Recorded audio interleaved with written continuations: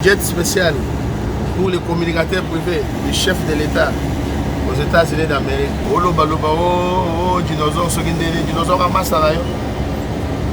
Dinosaure n'a pas jet privé, yo zo loba. Et l'engi à pouvoir. Bino ko sala ba mitu kabiso ko sala ba pepo.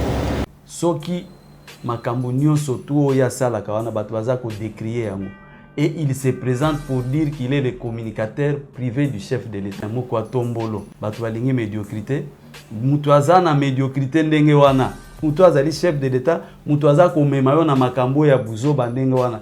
Quelle est sa réaction? Ba milliers ba dollars oyo aza ko exhiber au moment où les Congolais manquent de médicaments. Monaki ba condamnaki ndeko Masaro oyo nini?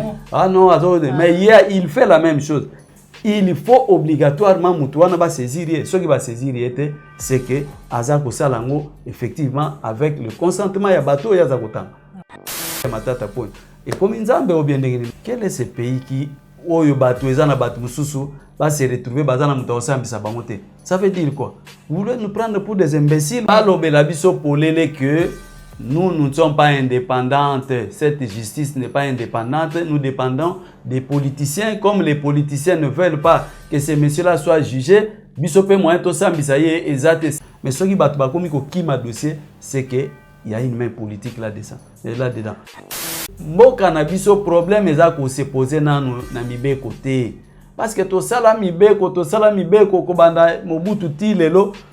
Nanu solution ezomite. Pourquoi ndeko wana akoki ko focaliser nanu makanisi na na makambo etali Congo na ba Congolais te. Yazo se focaliser makambo ya loi. Quelle est l'opportunité de cette loi là maintenant là? Et que ça la difficile à appliquer parce qu'on n'a pas d'état pour assurer l'exécution de cette loi là. On peut garder ça. Cette loi là peut nous amener dans des situations très graves où il faut permettre le lobby l'occupant afin de sa makambo na kimia. Il n'est pas le premier inspecteur général de la finance. Tout tigala au monde a bamonté basala ba intervention intempestive. Atiki makambo wana akomi na makambo investi. Bon wana pi musala na on. Olia suka kaka na makambo investissement, il va plus loin dans des questions sécuritaires. Siko ko senga pardon. Biso nyo soto banda ko sala ba gaffe. To banda ko buka mibeko après to sengi pardon, c'est fini, on nous laisse tranquille. Makambo ya jila alingete wana na kuluka ko sauver. Ils ont permis à ce qu'une vérité soit mise à la place publique. La question qu'il faut se poser, va réaliser plus de 200% d'assignation. Est-ce que aujourd'hui, on peut nous garantir sur l'usage de cet argent? Bidjo va présenter à Batouane et lui, il doit répondre de ses actes parce que ce qu'il a commis comme acte là, ils allaient acte de haute trahison. Boza Koubeta Maboko. Ils ont balali bosote. Tout le monde a une époque ya Marco Bangouli na Tambou Mamba. Parce que là, pour vous, c'était historique à l'époque. Mais bon, on a une poche à bateau.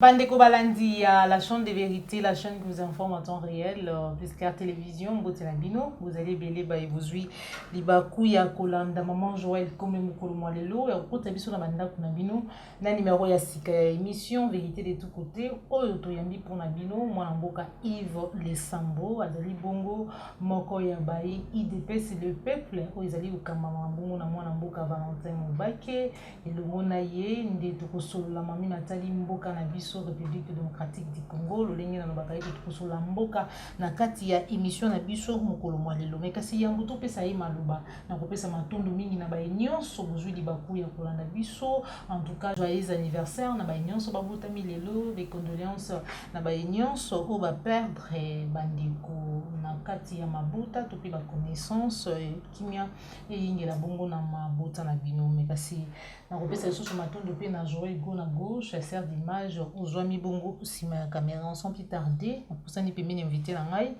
mwana mboka Yves Lesambo mbote na yo. Mbote Mama Joël esengo koya lisusu na plateau na yo ko partager na yo makanisi na oyo etali Congo ndenge tolobaka toujours na UDPS le peuple, nous sommes là pour l'intérêt du Congo et des Congolais. Et c'est ce que nous allons faire encore une fois de plus aujourd'hui pour kotalisa na bandeko na biso ba Congolais, makanisi ya UDPS le peuple na oetali ba intérêt na biso ya mboka na biso. Matondo mingi mes condoléances.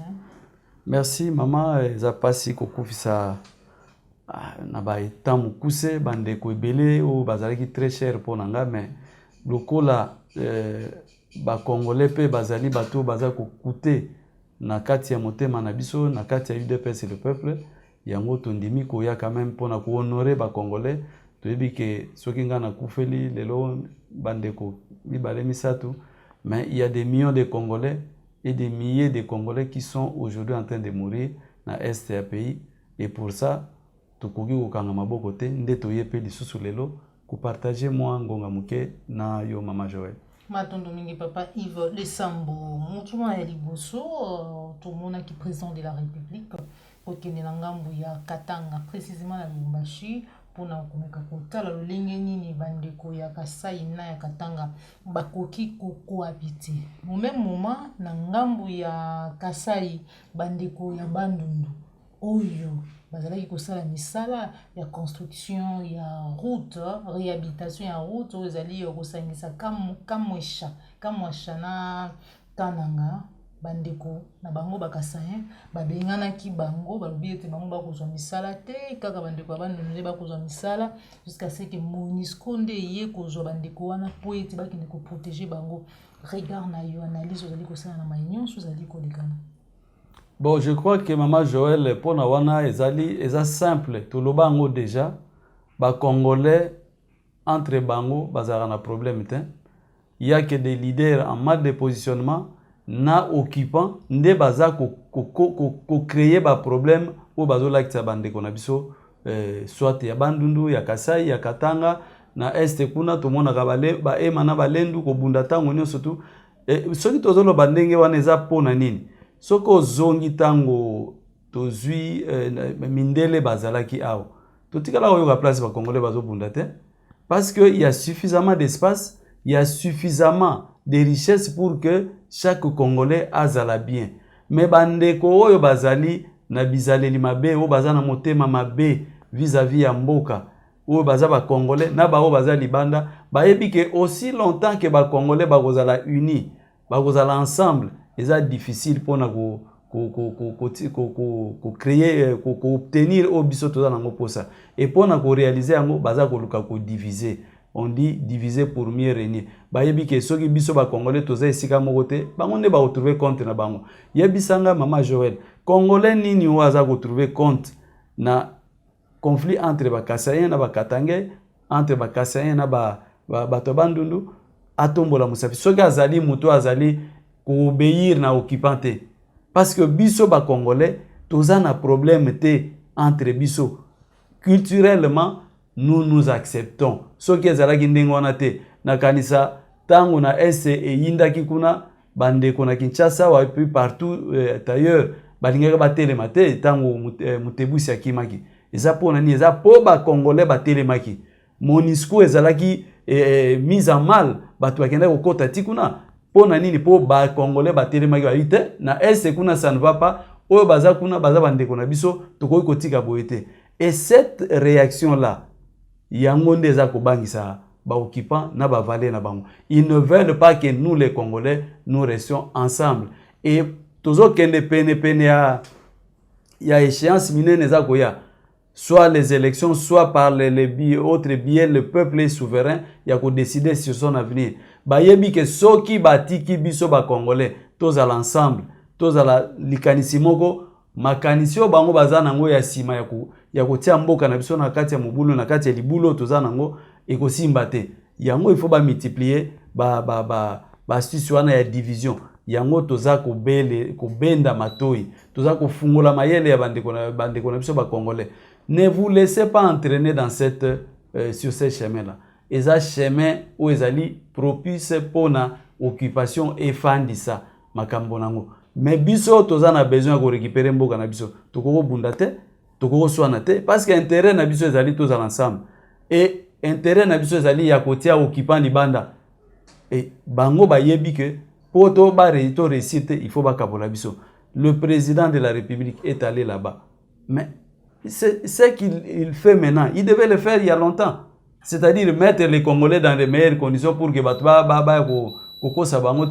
et ça vient de qui? Nabango bato baza ko gérer. Pourquoi ils ne peuvent pas mettre les meilleures conditions et pas les Congolais pour que les Congolais baye ba kotala likambo ya malonga na ya mabe et ba ko ya na mabete. Mais ils veulent que tous soient dans la situation de précarité pour que bato baye ba ko réfléchir rapidement et puis juste été. Et nous déplorons cela, mais nous attirons seulement parce que tokoi ko suka kaka na ko critiquer les propositions pour que cela n'arrive plus. Et ça, il faut tirer attention, il y a des connexions congolais. Beaucoup il y a un piège, il y a des pièges, il y a occupants, où il y a besoin que Bisso tous à la diviser.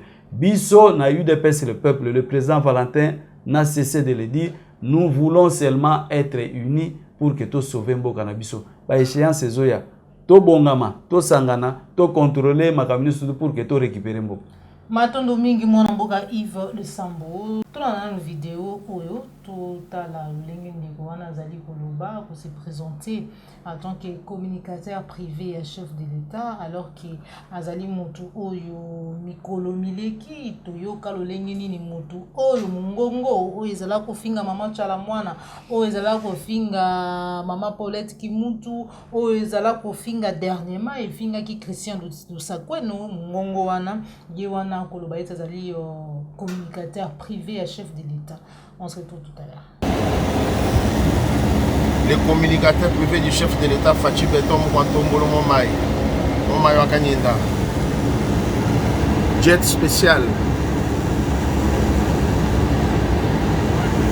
Jet spécial pour le communicateur privé du chef de l'État aux États-Unis d'Amérique.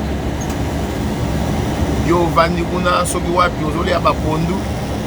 Oloba loba dinosaure soki ndeni dinosaure amasala yo dinosaure na ba jet privé yo zo loba loba ovando dinosaure ndoki wana ba pilote na ngami balé azomi mapepo pour comprendre le niveau moni ba bokechu bavandi bazo loba loba di n'importe quoi elengi à pouvoir. Le communicateur privé du chef de l'État. Puis nous, ça va mettre tout le monde dans la paix.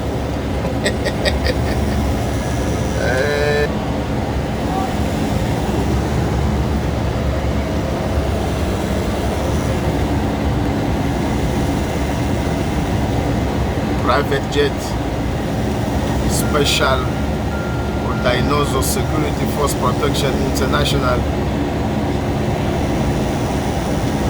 In charge of the communication of the President of Democratic Republic of Congo. Ce n'est pas pareil. Check, c'est du lourd. Nyama, babinji, boche.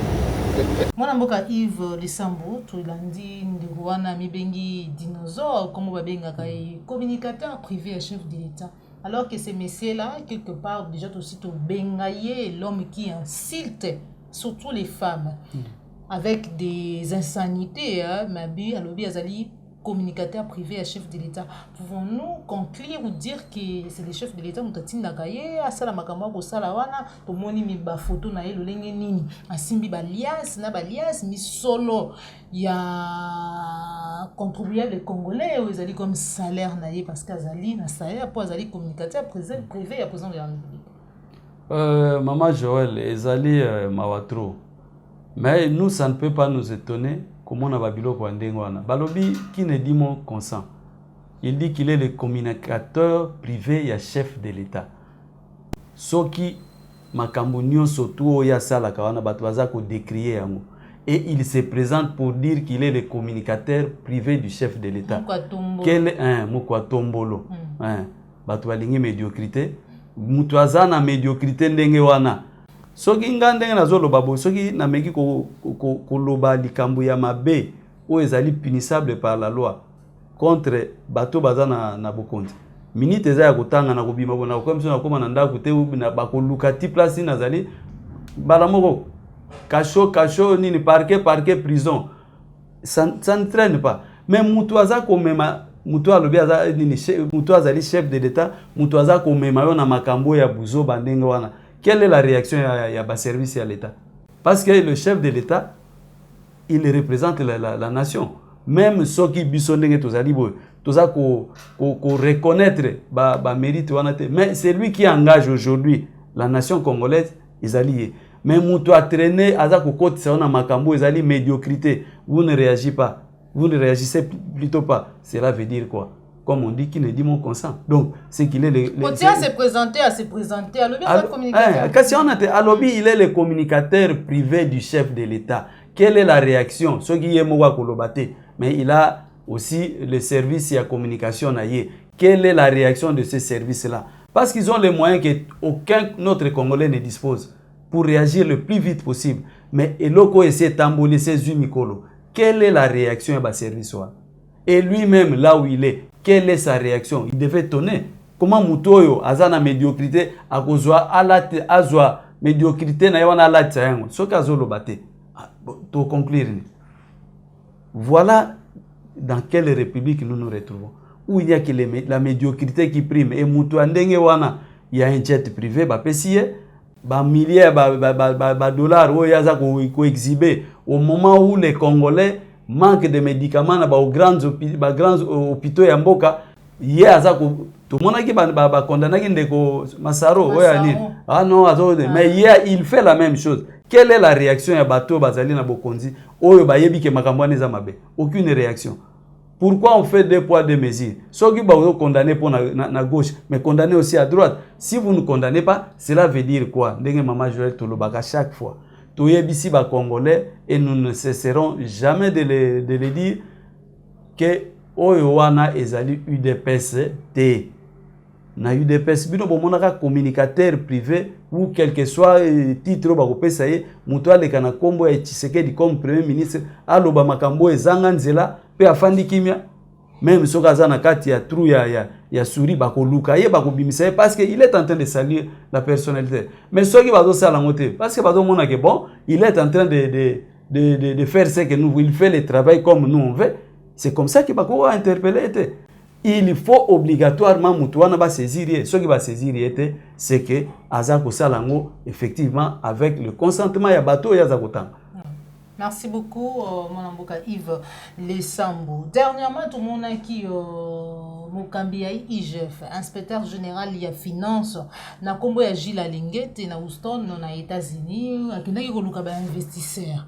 Alors il était guerre les alités na kati ya mboka na biso, toyoka ka guerre na musika tout le monde a yango na télévision, c'est na ba millions de kilomètres même ba bandeko na biso bazali na Goma, bazali ko vivre yango ti. Mais kasi na simana yango asali déclaration mususu là où il demande pardon alobi azali ko regretter ba propos na ezalaki mal interprété manipulé azaki incompris oyambi ndenge nini alors que déjà plainte ezali contre ye na parquet to tribunal ya Versailles na Paris. Ben je crois que ndeko Jules Alingete je n'ai rien contre lui. Nayebi ndenge alekaka na TV alors qu'il n'est pas le premier inspecteur général de la finance. Tout tigala au monde a monté ba intervention intempestive, mais lui il le faisait. Je crois que je vous avais dit que ça c'est un théâtre qu'on est en train de nous présenter pour batu babunga nzela we sengeli ba yebate isikani ni ba sengeli kolana. Ndeko Jules Alingete c'est un technicien de finance. Rôle na ezali ko ya ko contrôler ba finance publique muyibi ezalate. Mais atiki makambo wana akomi na makambo investi bon wana pi musala na je ne sais pas dans ce pays mais ceux qui toko comprendre que makambo mususu ekoki kolekate wana eza makambo ekoki kolekate atiki makambo ya contrôle ya ba finance publique akomi na makambo ya ba investissement et olia suka kaka na makambo ya investissement il va plus loin dans des questions sécuritaires. Est-ce que lui il a azana maîtrise ya makambo? Avant de parler, il faut avoir la maîtrise de ce qu'on est en train de dire. Si quoi qu'on senga pardon, bisogno surtout banda ko sala ba gaffe, to banda ko buka mibeko après to sengi pardon, c'est fini, on nous laisse tranquille. Nous avons, Bandeko Bazana Bokonzi Babi que non, ils vont amener un état de droit, un état de droit. Dans un état de droit, on règle les choses comment? Conformément à la loi. Que dit la loi par rapport à ce qu'il a posé comme acte? Situation où ils en à est.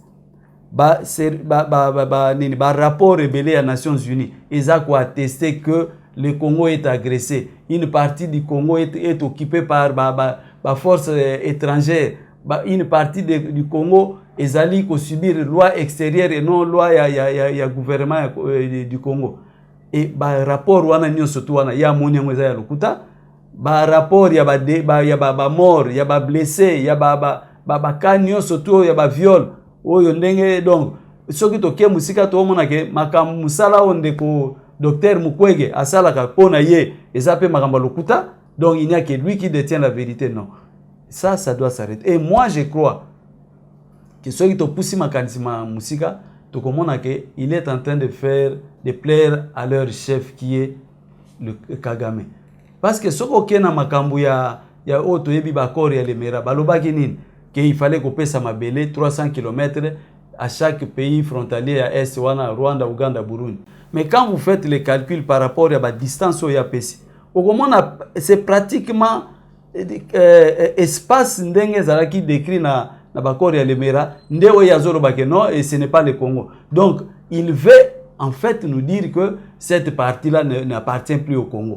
Et que nous, les Congolais, nous ne sommes pas prêts à céder ne fût-ce qu'un centimètre de notre territoire à qui que ce soit. Tozan a besoin mabele na biso, ezala pauvre, ezala soki ndenge nini, tolingi yango ndenge yango ezali. Et nous n'allons pas laisser céder un centimètre de mabele à qui que ce soit. Ndeko Jules, soki yo sepeli, na ndenge batu baza kokufa, na ndenge batu ba famille eza disloquée na est kuna, na ndenge insécurité eza ko régner à l'est. Problème ezali te, mais toyeba que ata lelo te balobi butu ata ezali molai ndenge nini tongo esuka kaketana. L'état de droit viendra et tous ceux qui sont en train de vendre le Congo, vous allez payer devant la justice congolaise ce jour-là. Et mutu ya kokotela yo ezaka loi. Soki ozalaki en déphasage na loi, tu subiras la sévérité de la loi. Mais soki pe ozalaki en déphasage, la loi va t'exempter et au kofanda kimia. Mais nous n'allons pas céder un centimètre de notre territoire à qui que ce soit. Toko bundati, toko mabele na biso nyonso tout et bénéficier naba congolais et pas na mutu musu.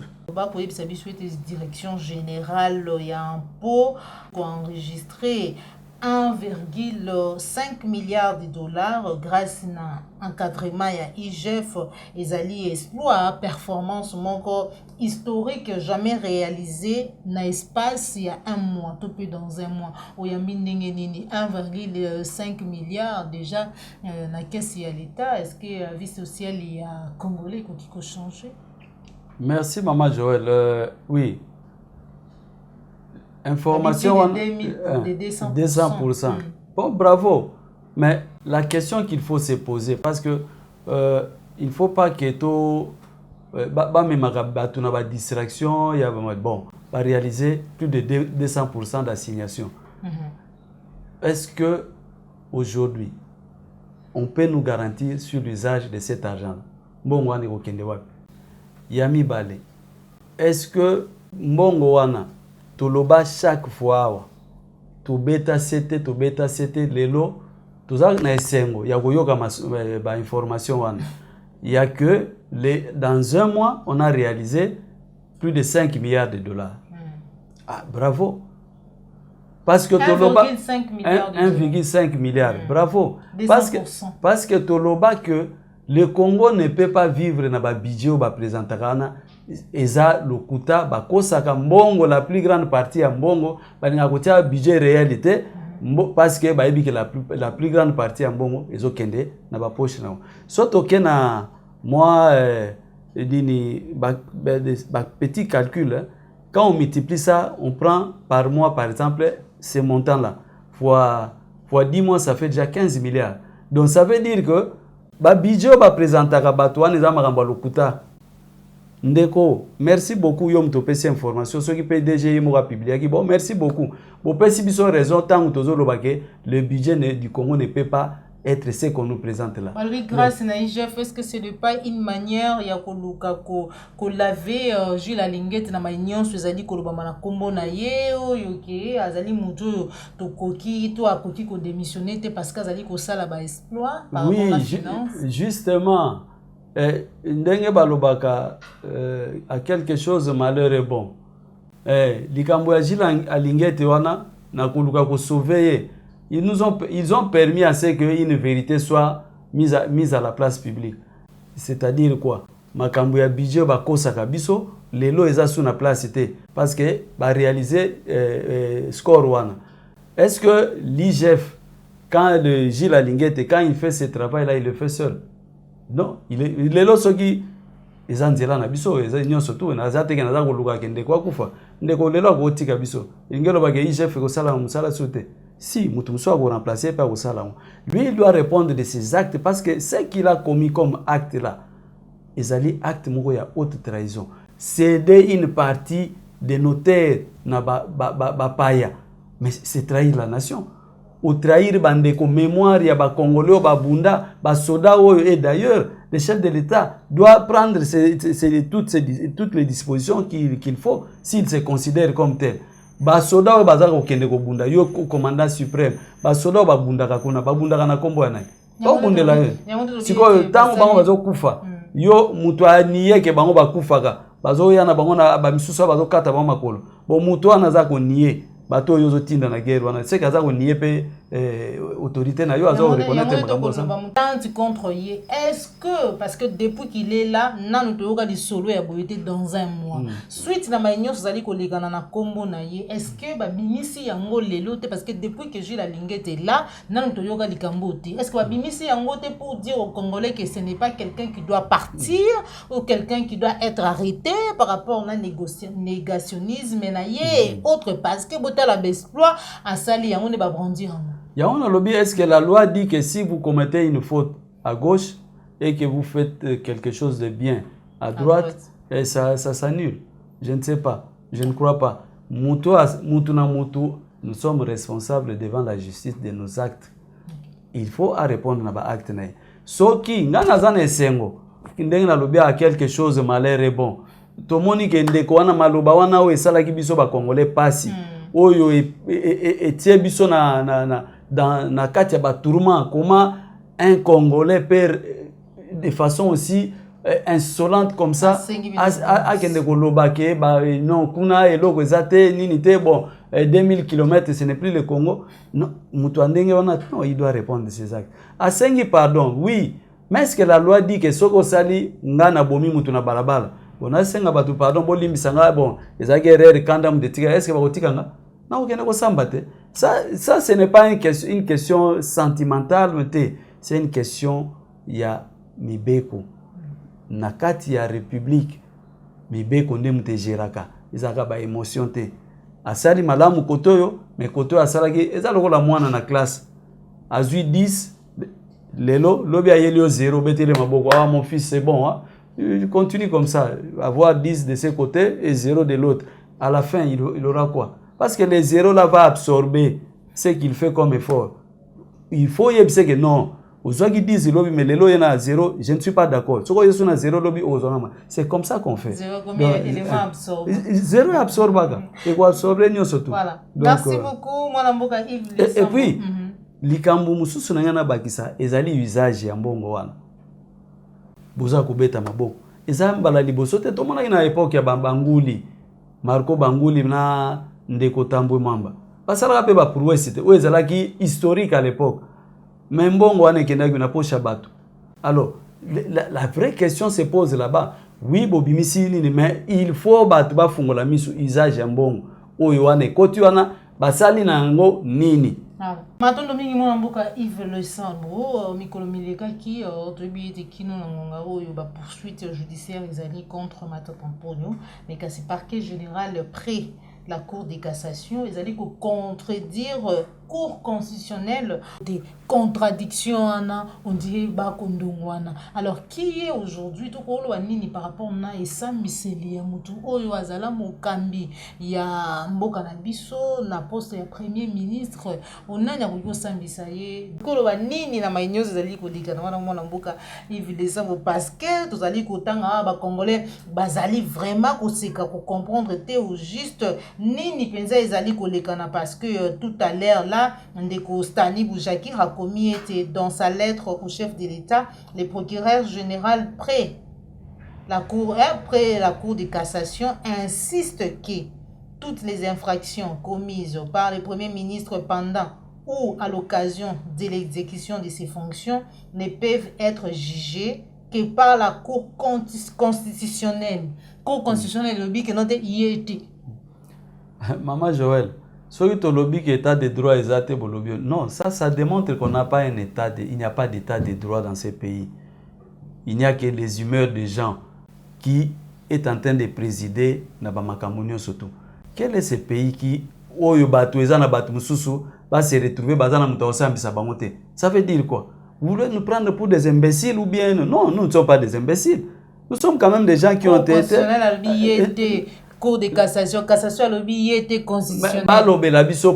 Que nous ne sommes pas indépendantes. Cette justice n'est pas indépendante. Nous dépendons des politiciens. Comme les politiciens ne veulent pas que ces messieurs-là soient jugés, ça c'est compréhensible. Et pas autre chose. Ça c'est compréhensible que non. Bino, le collaboration à indépendance c'était Yakosambi Sabatu, moi Bosambisa Yedate pour les politiciens de Mtuazagoyo. C'est ça. N'a pas disposition, aucun Congolais n'est exempté dans aucune. Il y a toujours une juridiction pour s'occuper de Moutou. Il y a plusieurs façons de récupérer le dossier et de s'ambisa Moutouana. Mais ce qui est dossier, c'est qu'il y a une main politique là-dedans. C'est comme ça que nous disons qu'il n'y a pas d'indépendance, il y a justice. L'état de droit n'est pas là.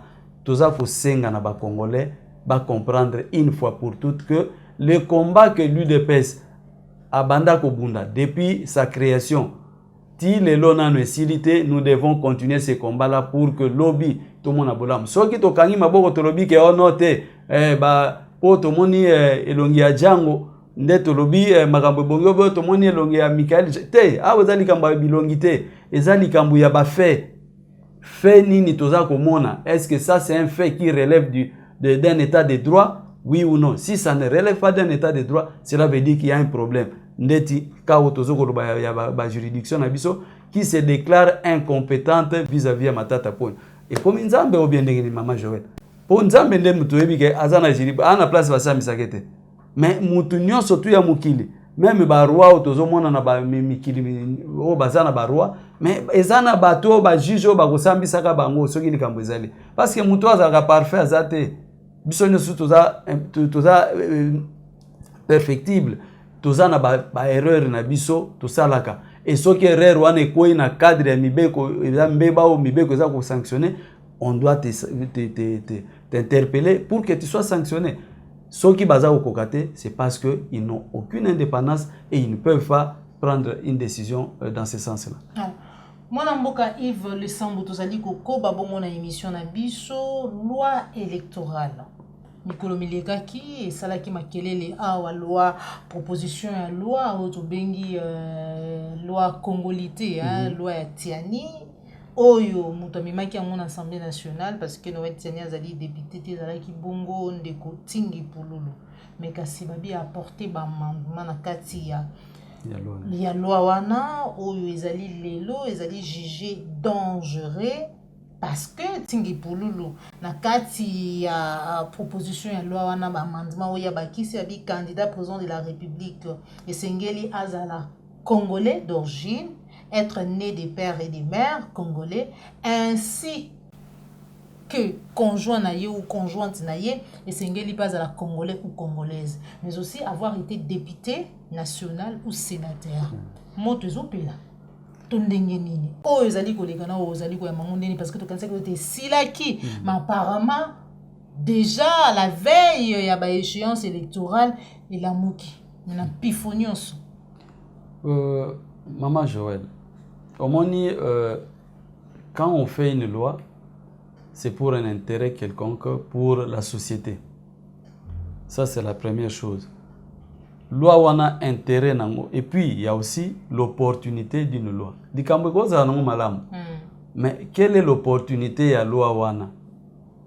C'est ça, les deux aspects par rapport au relever. Il peut y en avoir d'autres. On a relever maintenant sur la question ezawana. Intérêt à loi, na opportunité. Ce qui totali loi wana, on peut dire que bon, il y a de l'intérêt, oui, mais maintenant l'opportunité.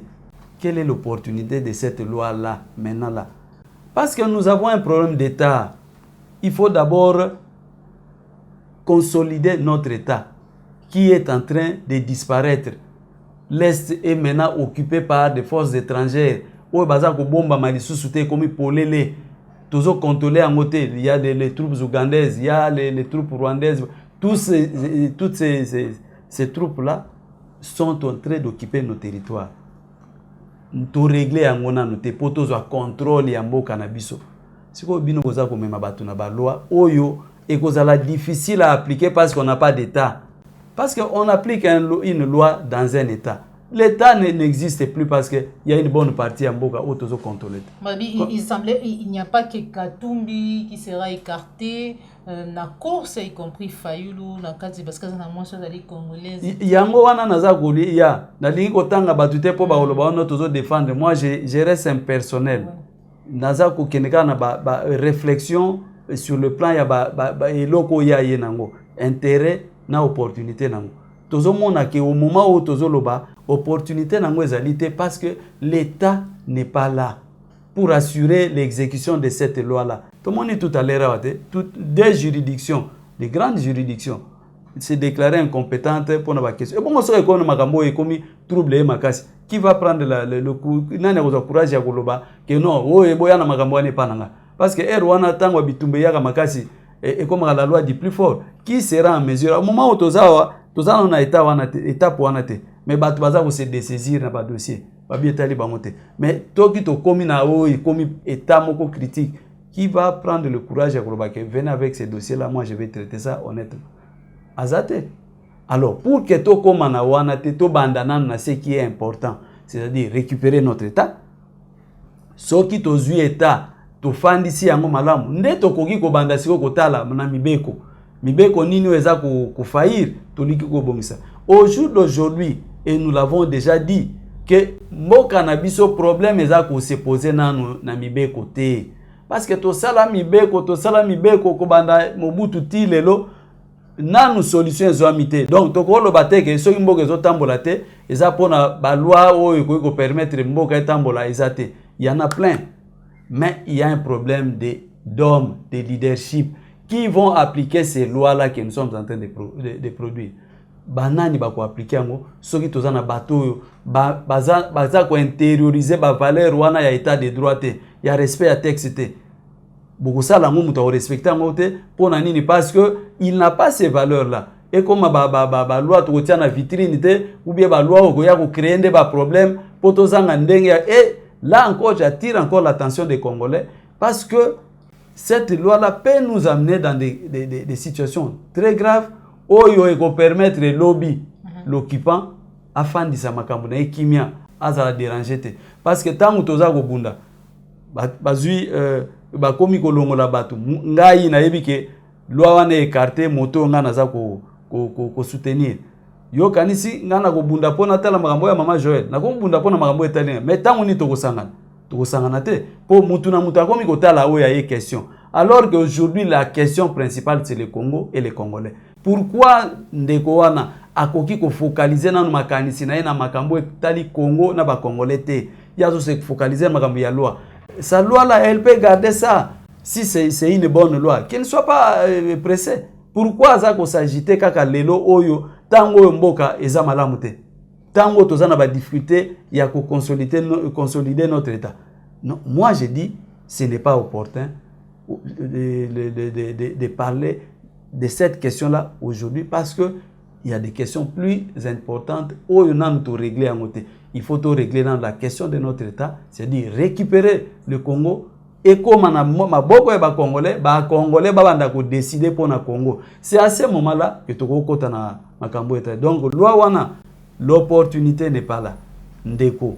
Je crois que j'avais déjà fait une intervention dans ce sens-là pour dire que ce n'est pas encore opportun. Aujourd'hui, tout parler de la question du candidat président de l'État. Ceux qui sont un candidat à Malonga, mettons-nous ensemble. Dès en 2011, Tshisekedi Alobaki.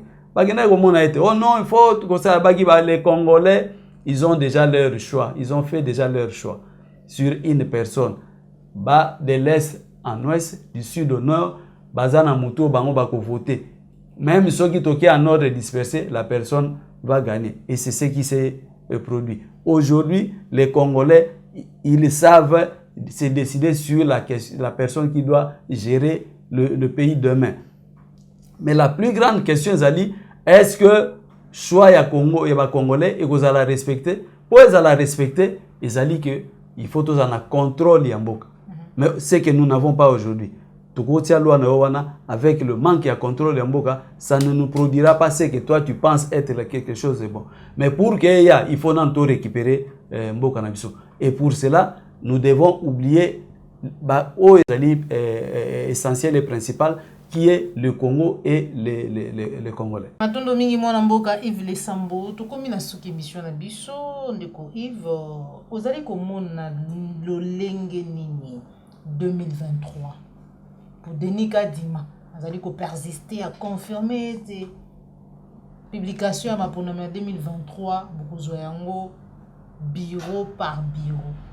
Makambo loi Tiani oyo pour Tingi pour lui apporter amendement là il n'y a pas que les deux on a tangi ba yebani que notre bazali ba candidat bazali na course mais bazali na basi dernièrement tout moni matata en pogno a dévoilé quand même makambo ya ye parti politique na ye na kombo ya LGD ou bazali na mwasi bazali congolaise te makambo nyonso dernièrement ba saccager siège ya ICD ba beti balle réelle gaz lacrymogène vous avez comment na lolenge nini 2023 la ligne où vont les choses.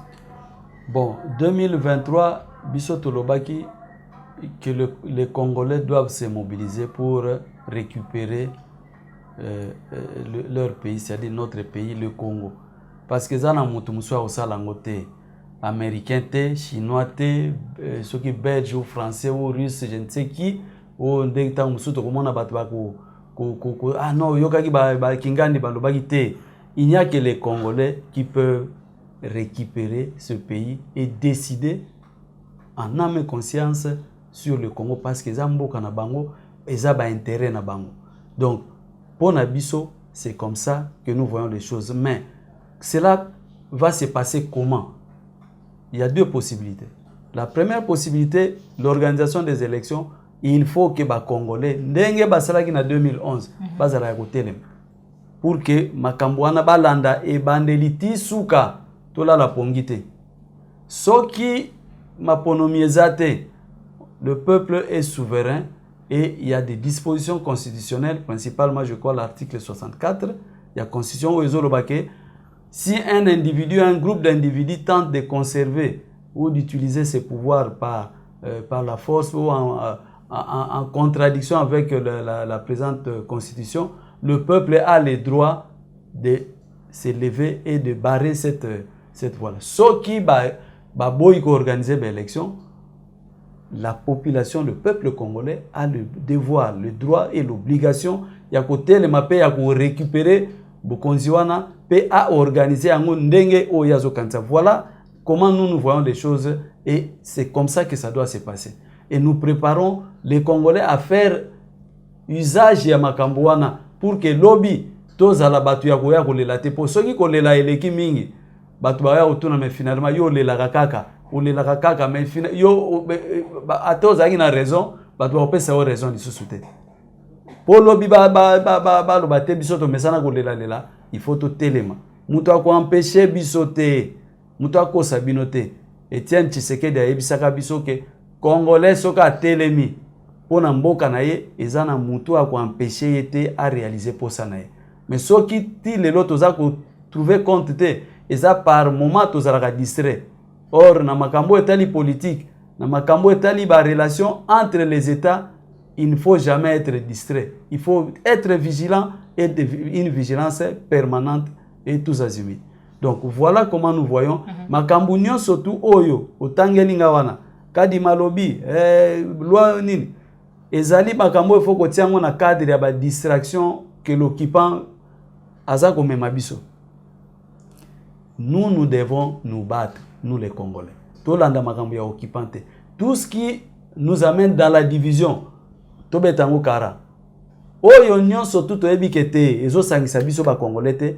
Tiango déjà na compte ya occupant parce que c'est stratégie na eza yango wana diviser les Congolais pour que ya à réaliser makambo tala kaka makambo ngele kaki na élection wuti ko leka on était divisés et fruit ko nini na suka nango ezaki nini leur choix a été validé makambo tamboli ndenge to alors to sala erreur ndenge to sala ki la fois passée te to la vigilant l'occupant cette fois-ci il faut azanga lidusu oyo ya kolekela to kanga madusu nyonso tu ndenge to kanga madusu pompuku so mpuku akoti na kata ndaku to kangi yango poto luka mpuku wana nzela oyo ya kobiba matondo mingi mwana mboka Yves Le Sambo nde tokabwani awa mekasi ya mbu tokabona na invité na biso mukolo molelo complètement na pesi matondo na Christian Bopati le référendum Jean Bembe West Popola Yombe Cordo Mafu Joël Gona gauche sert d'image aux gens qui sont en caméra on sepela ki na émission na biko na biso we mukolo molelo like osepela ki na émission na biso like peut partager zali mbala liboso na biso kobosa na te ko s'abonner na kati ya la chaîne de vérité la chaîne des informations réelles nde yango tozongi susu na ngambu ya invité pour tozo numéro ya téléphone puis message na yo na ba nyonso balondi mukolo molelo. Bon numéro ya téléphone ezali 082 22 39 128. Je répète 082 22 39 128. Bon, message ya suka ezali que bandeko na ngai ba Congolais bo perdre espoir ata mokolo moko te. Bo perdre te parce que batu oyo bandima ko accompagner bino na bitumba na bino depuis 1982 bazali ti lelo baza ko kende ti to ko koma na victoire finale. La victoire finale ezali oyo Congolais ko récupérer mboka na ye pe a décider ye moko. Mais au banda ko dicté était l'UDPS le peuple est là bato bakanisa ki que non Tshisekedi accueilli et l'autre ezalité non il a eu le temps de préparer les choses il a préparé Valentin Moubake oyo azali ko conduire destiné à UDPS par le biais UDPS le peuple parce que tolinga ko ça la distinction yango moni totier le peuple na suka po et confusion ça la té po batruso aya okantsa o noté tout est UDPS le peuple pour montrer que là où il y a les valeurs, c'est seulement à l'UDPS le peuple. La valeur oyo, ba millions de Congolais bakufa, ils ont à UDPS le peuple. Et nous voulons que cet espoir là où biso tozanango, et à la paix à bino, ngana ndimi que yo Congolais, jeunes Congolais, maman congolaise, l'obiso ko telemindengo telemagi na 2011, oko sepela. Mais soki ofandi okangi maboko, okotia maboko na mutu okolela. Mais nandimite ke bino boko bokotia maboko na mutu, nandimite ke bokanga maboko na zana elikia nandimi ke bokotelema et puis toko récupérer mboka na biso. Matondo mingi mwa mboka Yves Le Sambo tukutane bongo mbala sima so yekola abate biso au revoir.